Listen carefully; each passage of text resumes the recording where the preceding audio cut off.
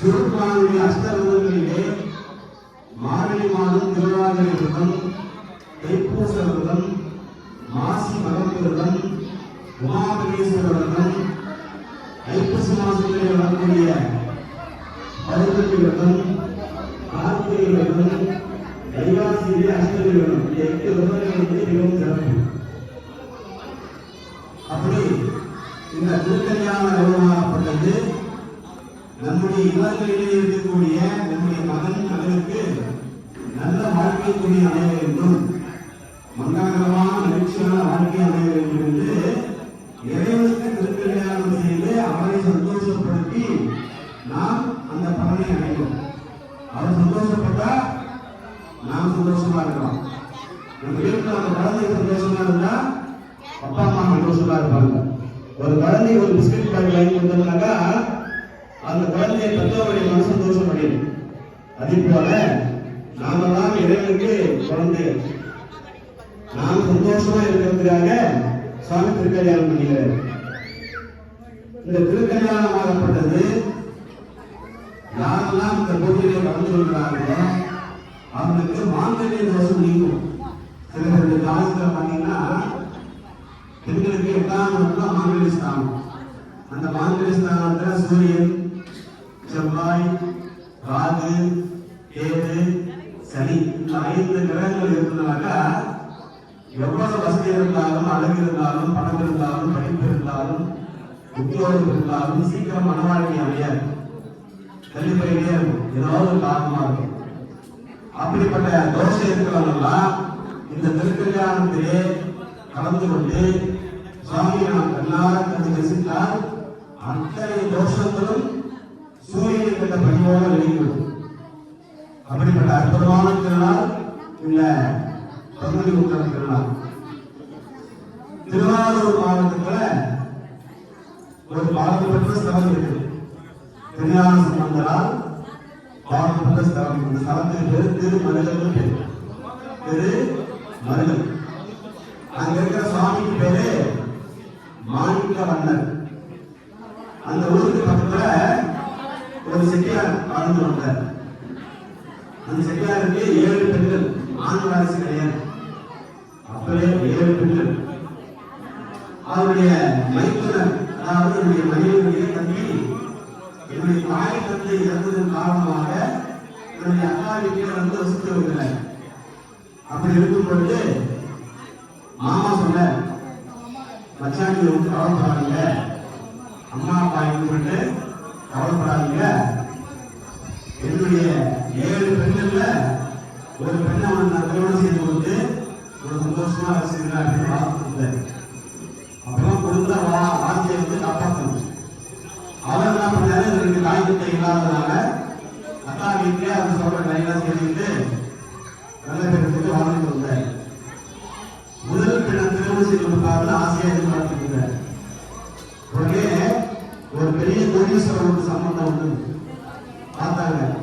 ஒண்ணு நான் மச்சான கொடுத்ததோட கோடீஸ்வரர் சம்பந்தம் யாரும் சொல்லுவாங்களா, உடனே அந்த பொண்ணை வந்து அந்த மாப்பிள்ளையே கல்யாணம் கொடுத்துட்டாங்க. இவரு மனசு ஏங்கி தெரிச்சாரு. சரி அடுத்த பொண்ணு ஆசையா இருந்தாரு. மறுபடியும் அடுத்த பொண்ணுக்கு ஒரு பெரிய சம்பந்தம் வந்து அதையே கட்டி கொடுத்தாரு. இவர் கொடுக்கல. இதே போல 6 பெரிய கல்யாணம் பண்ணி கொடுத்தாரு. தங்க சொல்லி தராமி ஏமாத்திட்டாரு. அவருக்கு எவ்வளவு மனசு கஷ்டமா இருக்கும். 7வது பெண் பார்த்தாங்க. அந்த அம்மா சத்தியத்துக்கு கட்டுப்பட்டவங்க, நியாயத்தை நேர்மையை வாழணும்னு ஆசைப்படுறவங்க. அப்பாவுடைய வாக்கு நீர் நடக்கிறது அந்த அம்மாவுக்கு பிடிக்கல. உடனே என்ன பண்ணாங்க, சிவபெருமான் மேல அவங்க வந்து பற்றி வந்தாங்க. நான் சொல்றது கதை கிடையாது, கதையெல்லாம் நிஜம். 1300 ஆண்டுகளுக்கு முன்பு திருவாரூர் மாவட்டத்துல நடந்த உண்மை சம்பவம். இது வந்து ஞான சம்பந்தர் 7வது சொல்லியிருக்காரு.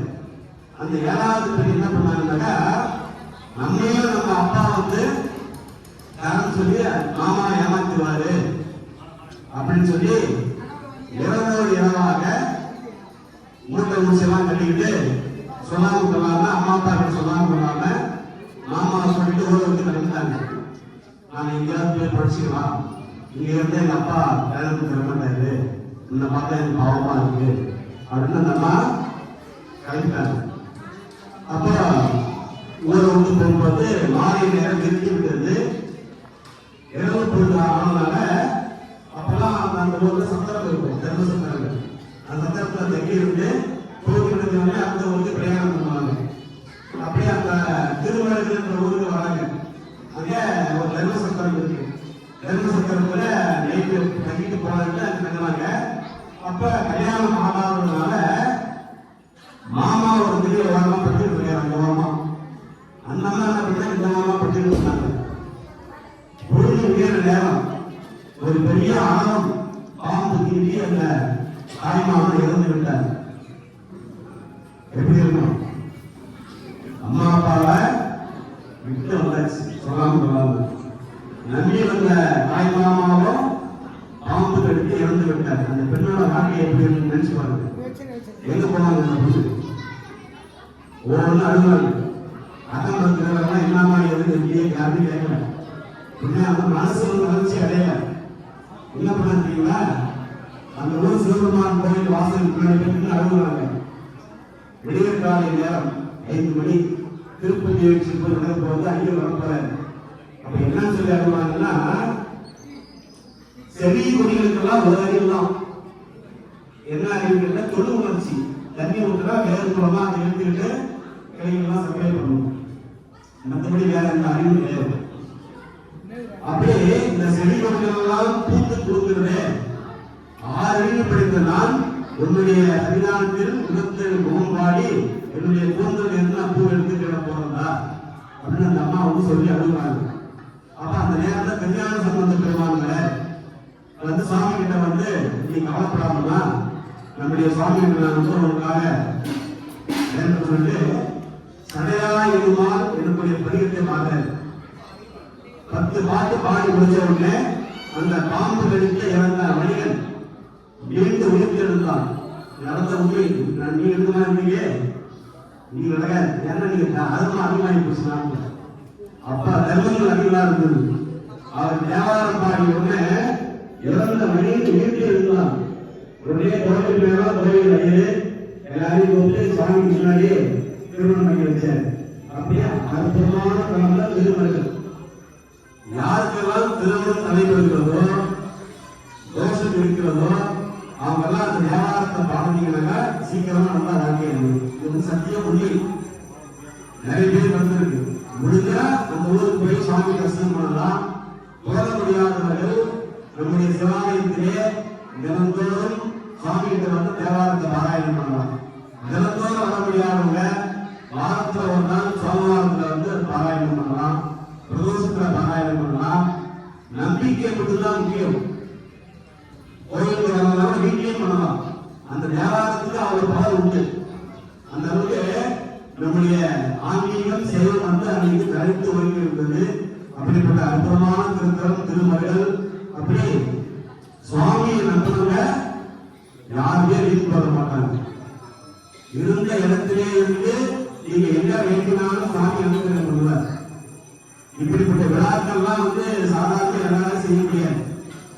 அந்த காலத்துல ராஜாக்கள் தான் கோவில் கட்டினாங்க. என்ன மாதிரி கட்ட முடியாது. ராஜாக்கள் தான் கும்பாபிஷேகம் பண்ணுவாங்க, ராஜகோபுரம் கட்டுவாங்க, பெரிய பெரிய திருவிழாலாம் பண்ணுவாங்க. அதாவது உற்சவம் பண்றதுன்றது ஒரு நாள் 2 நாள் பண்றது சாதாரண விஷயம். பிரம்மோற்சவம் மிகப்பெரிய சாதனை. அது இமாலய சாதனை. எவரெஸ்ட் மேல மாதிரி அது பேர் என்ன? பிரம்மோற்சவம் பேரு. பிரம்மம் நல்ல பெரியது. சொல்லுங்க, அகிலாண்டோடி பிரம்மாண்ட நாயகன். பிரம்மாண்டம்னாக்கா மிகப்பெரிய அண்டம்னு அர்த்தம். இந்த உலகத்துக்கு அண்டம்னு பேரு. அந்த அண்டத்துக்கு எல்லையே கிடையாது. எவ்வளவு உயரம், எவ்வளவு அகமா, எவ்வளவு சொல்ல முடியாது. அதனால்தான் பிரம்மாண்டம் அப்படின்னு இருக்காங்க. அதனால்தான் இந்த உற்சவத்துக்கு 10 நாள் தொடர்ந்து நடைபெறும். அதுக்கு பேர் பிரம்மோற்சவம்னு பேரு. மிகப்பெரிய விழா. தமிழ் சொன்னாக்கா மிகப்பெரிய திருவிழா. அப்படிப்பட்ட பிரம்மோற்சவம் பார்த்தீங்கன்னா மிகப்பெரிய பாடல்பட்ட ஸ்தலங்களே நடக்கிறது கிடையாது. இன்னைக்கு காலகட்டத்தில் பல சொத்து இருக்குது. இதற்கெல்லாம் பார்த்தீங்கன்னாக்கா சோழ நாட்டு தலங்கள், சேர நாட்டு தலங்கள், பாண்டி நாட்டு தலங்கள்லாம் 4 நாள் அளவுக்கு வந்து அங்கெல்லாம் வந்து பக்தர்களுடைய முயற்சி கிடையாது, பக்தி கிடையாது, வருமானம் கிடையாது. முதல்ல சொத்து இருந்தாலும் வருமானம் கிடையாது. ஆனா நம்முடைய தையூர்ல பார்த்தீங்கன்னா மாரீஸ்வர பெருமானுடைய ஆலயம் நம்முடைய குருநாதர் அவர்கள் அவருடைய சிறந்த முயற்சியினால, அவருடைய பக்தியினால, வைராக்கியத்தினால யார் பணம் தராங்களோ இல்லையோ தன்னுடைய சொந்த காசை போட்டு அவருக்கு விழா பண்றது. அந்த மாதிரி எண்ணம் யாருக்கு வராது. அப்படிப்பட்ட ஒரு எண்ணம் இருக்கிறதுனாலதான் இந்த விழாக்கள்லாம் இப்படி சிறப்பாக நடக்குது. ஒரு விழா பண்றது வந்து அவர் சாதாரண விஷயம் கிடையாது. நிறைய திருநீர் புஷ்ணரே ஒரு 4 பேர் திட்டுவான். ஏன்னா பண்டாரமா போயிட்டு கேட்பான். உத்ராட்சம் போட்டா அவனை திட்டுவான். உத்ராட்சம் போட்டு திருவிழாவே அவன் வந்து கேள்வி பேசுவாங்க, கிண்டல் பண்ணுவாங்க. அது சிறந்த கோயிலுக்கு போறியா அப்போட போச்சு, உன்னை வந்து சோதனை பண்ணுவாரு, உன்னை கெடுத்துருவாரு, உன்னை வாழ வைக்க மாட்டாரு அப்படின்னு சொல்லி நம்ம கெடுத்துருவாங்க. அப்படியே சிவபக்தி இருக்கிறது எல்லாருக்கும் வராது. சிவபெருமான கிட்ட எல்லாரும் இருக்க முடியாது. ஏன்னு கேட்டீங்கன்னா அவன் வந்து நெருப்பு. திருவண்ணாமலை சாமி பேர் என்ன? அண்ணாமலையார். அண்ணாமலைன்னு சொன்னாக்கா நெருங்க முடியாத மலைன்னு அர்த்தம். அண்ணா அப்படிதான் சமஸ்கிருதம். அண்ணா என்றால் நெருங்க முடியாத நெருப்பு மலையா இருக்காரு. இப்ப நான் பார்க்கக்கூடிய மலை இது பல கோடி வருஷத்துக்கு முன்னாடி பிரம்மாவுக்கும் விஷ்ணுவுக்கும் சுவாமி வந்து நெருப்பு வடிவமாக காட்சி கொடுத்த இடம். அது குளிர்ந்துதான் மழையா உருவாயிருக்கு.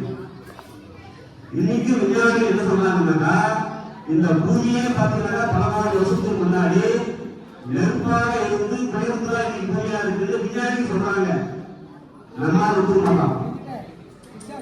அப்படி சிவபெருமான் வந்து அண்ணாமலையாக அங்க இருக்கார். அப்படிப்பட்ட அற்புதமான வழிபாடு சிவ வழிபாடு. சிவபெருமானை வணங்கினாக்கா அவர் நம்பினாக்கா கெட்டு போக மாட்டீங்க. சிவபெருமானுடைய பல போக்கில் இருந்தா சில பேர் ஆரம்பிச்சிருவோம். முதல்ல கெட்டு போட்டுருக்கோம்.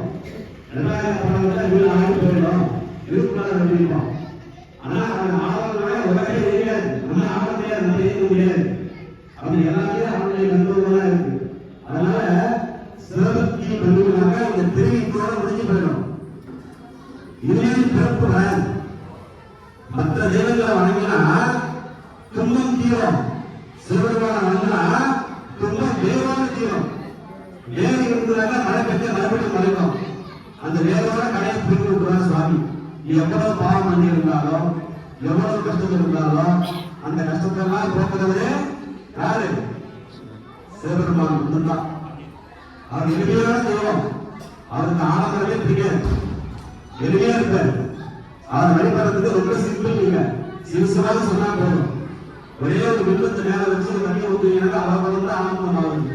பணத்துக்கு ஒரு ஐஸ்கிரீம் வாங்கி கொடுத்தனா அவர் சந்தோஷப்படுவார். அப்படியே பிரதோஷத்தோட நீங்க சிவாலய வழிபாடு பண்ணணும், சோமவாரத்துக்கு வழிபாடு பண்ணணும். இதெல்லாம் முடிஞ்ச ஆலயத்துக்கு கைகறிகள் பண்ணணும். இவர்கள் என்ன பண்ணாங்கன்னாக்கா நம்முடைய பொங்கல் ஏதாவது இருக்கணும். எப்படி பாரதத்தில் போது ஒரு அணி இவருடைய முதுகில வந்து ஈரமலை சுமந்து கொண்டதோ அதே போல நம்மளால முடிந்த உலகங்கள் கைகறிகள் சாமி வந்து நம்ம பண்ணணும். சாமி வந்து நமக்கு பாரதியோட அப்படி அற்புதமான விழா உங்க மேலதான் பண்றாங்க. இந்த விழா பண்றதுனால அதுக்குள்ள ஆதாயம் கிடையாது. நம்முடைய மக்கள் நல்லா இருக்கணும், ஊர் செழியா இருக்கணும், நல்ல மழை பெய்யணும், எல்லாருக்கும் மங்களகரமா வாழ்க்கை ஏற்பட வேண்டும், நல்ல மழை அமையணும், நல்ல கல்யாணம் அமையணும், நல்ல படிப்பு, நல்ல உத்தியோகம் ஏற்படணும். இப்படி உங்களுடைய அங்கீகாரம் தான் இந்த விழா பண்றாங்க. அதனால எல்லோரும் இந்த நேரத்துல சுவாமி வந்து ஆத்மார்த்தமா பிரார்த்தனை பண்ணிங்க. ஏன்னா சுவாமி வந்து சந்தோஷமா இருக்காரு. கல்யாண குழந்தை சந்தோஷமா இருக்கும் பொழுது நாம் என்ன கேட்டாலும் தெரியாது. ஆனா அந்த நேரம் அப்படி அவர் சந்தோஷமா இருக்கிறதுனால நம்முடைய பிரார்த்தனை சீக்கிரம் நிறைவேறியிருப்பார். அதனால எல்லோரும் மனசால பிரார்த்தனை பண்ணீங்க, சுவாமியை தியானம் பண்ணுங்க, கண்ணால கண்டுகளிங்க. ஞான சங்கத்தில் வந்து மேலாப்படி வராது. அங்கம் பூங்காவில் வந்து சாம்பலா இருக்காங்க, எலும்பு சாப்பிடலாம் இருக்காங்க ஒரு கோயில். அப்ப என்ன சொல்றாருனாக்கா இந்த மண்ணில் பிறந்தார் பெரும்பெரும் மதிசூடும் மன்னராய் ஐயாவை அமுதிகள். இந்த உலகத்தில் நிச்சயமாக பிறந்தவருடைய பயன் என்னங்கிறாங்க. ஐயாவுக்கு சாப்பாடு ஒரு நல்ல பயன் உண்டு. அது மட்டும் இல்லை, இந்த கண்ணு கொடுத்தாரு சாமி, அது என்ன பயன் கேட்டாங்க. சுவாமிக்கு நடைபெறக்கூடிய இந்த விழாவை கண்ணால கண்டு தரிசனம் பண்ணணும். இது ரெண்டு உண்மைன்னு சொன்னாங்க. இது வேறு எழுப்புறா அப்படின்னு உடனே எழுப்புறாங்க. இதெல்லாம் சத்திய பிரமாணம். கடற்கரையில நல்ல உண்மை. நம்ம வாழ்கிற மெட்ராஸ்ல, நம்ம வாழக்கூடிய தமிழகத்துல கடந்த அற்புதங்கள் வேற எந்த நாட்டிலும் உலகத்தில் கிடையாது. அமெரிக்காவிலோ ஆப்பிரிக்காவிலோ ஆஸ்திரேலியாவிலோ இவங்க நேரில் நாடுகள் குடும்பங்கள் பண்ணாத அற்புதங்கள் எதுவும் கிடையாது. நம்முடைய நாசம் உருவாக இருக்கிறார். நாவுக்கரசு அவனிலிருந்து இருந்து வந்தார். தீபாவளியே ஆறு கருத்து கிடந்த சின்ன பாலம் உருவாக இருக்கிறார். சுந்தரமூர்த்தி சுவாமிகள் முதலிய பாலம் உருவாக இருக்கிறார். உயிர்ப்பினார் தேசான உயிர்ப்பினார் இருந்தவங்கள மாநில அரசியல திருவாசூர் பேசுறது. அப்படிப்பட்ட அற்புதங்களாக இருந்த புதிய பூமி வார்த்த பூமி. அது நாம் வசிக்கக்கூடிய கடலை பார்த்தீங்கன்னா புண்ணியம் பண்ணினாலே பிறக்க முடியும். உலகத்திலே அதிகமான சோழாலயங்கள் நம்ம நாட்டில் இருக்கு. அப்படிப்பட்ட அற்புதங்கள் இருந்த நம்முடைய ஆலயத்தில் இந்த பங்கேற்ற திருவிழா மிக சிறப்பு சிறப்பமாக இருக்கிறது. ஐயாயிரத்துல அன்னதானம் பண்றாங்க. நீங்க எல்லோரும் இருந்து கண்ணாக கண்டறிந்து எல்லாம் நல்ல மாதேஸ்வர பெருமானுடைய திருவள்ளுவை பெருமாறு உங்கள் அனைவரும் மக்களும் கற்றுக்கொள்வோம். நான் பார்வதி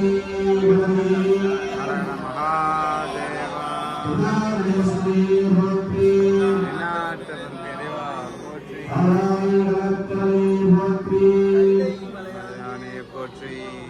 மன்னாராதி வாசகா